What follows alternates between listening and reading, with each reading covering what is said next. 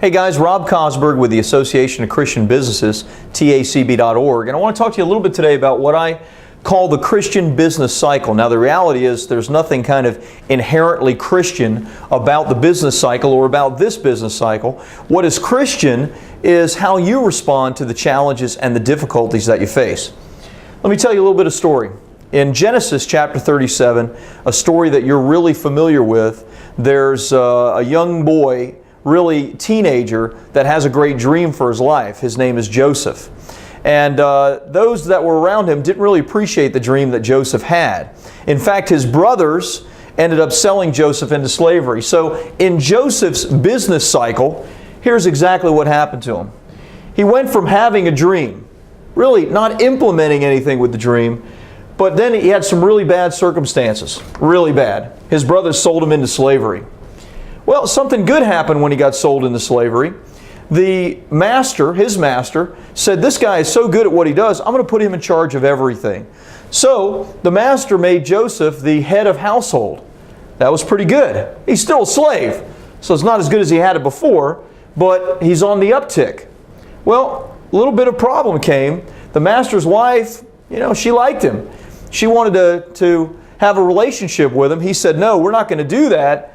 Bad news, because she tells her husband believes her. It goes even worse because he ended up getting thrown in jail.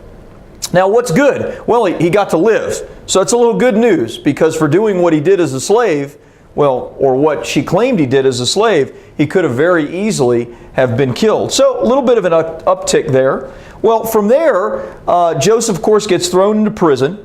He's in prison for a while, but good things happen to him in prison. He does such a good job helping those that were overseeing the prison that they put him in charge of it. They said, hey Joseph, we're going to let you oversee things. We're going to let you handle things. Things went really well. He ended up building a relationship actually during that time with one of Pharaoh's workers, and got a relationship with him. When he got out of prison, he said, look, remember me. I'm going to help you get out. Remember me. Really good news. Things are really looking up for Joseph. But we had a real problem there. For 2 years, this guy forgot him.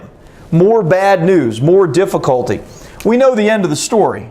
The end of the story is Joseph eventually gets out of prison and he becomes head of all of Egypt. Only Pharaoh, in fact, was over Joseph. So we have a dream, bad times, a little bit of good, more bad, a little bit of good, bad. This may look like the business cycle that you're facing in your Christian walk and in your business today. Here's the reality.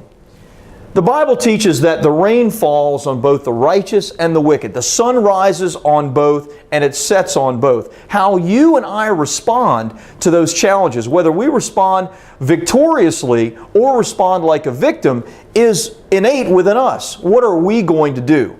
Joseph never complained, he never whined, he never gave in to bitterness or anger. Instead, he stayed faithful to God, and he made sure that what he was going to do was going to be righteous and was going to be focused on the future. He was always looking for the opportunity.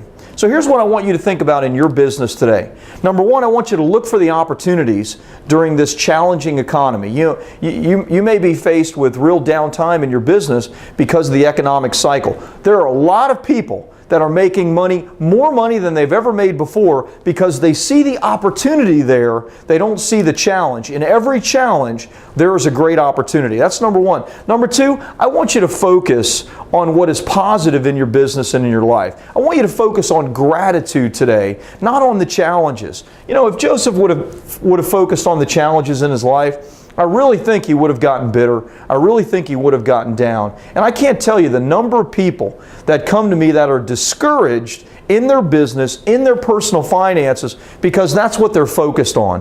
Hopefully, when they leave me, they feel a sense of peace and they feel a renewed excitement because they're thinking about the positive things that were always there that they hadn't been thinking about prior to coming to us. So I want you to think about those two things today.